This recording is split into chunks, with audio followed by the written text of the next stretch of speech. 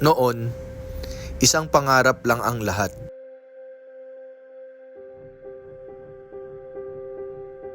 Sabi nila, walang mararating ang simpleng tela at sinulid.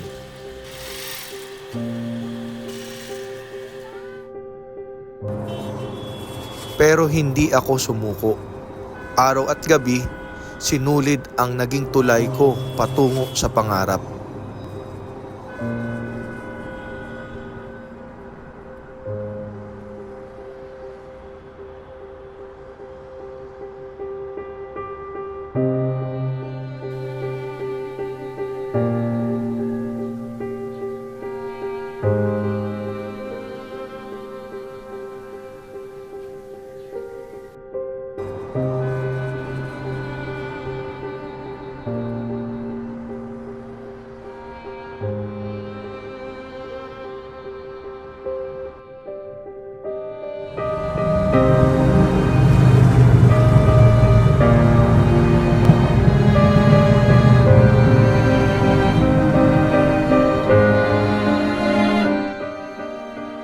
At ngayon, ang dating pangarap, isang realidad na.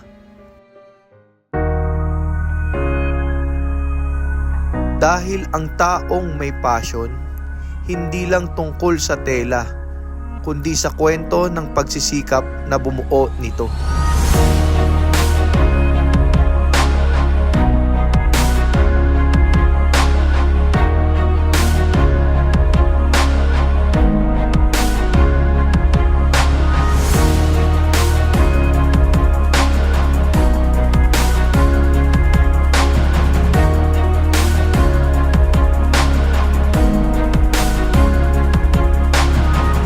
Mula sa wala, ngayon, isa nang may pangalan at kilala dahil sa pananampalataya sa taas at sipag at gawang may puso.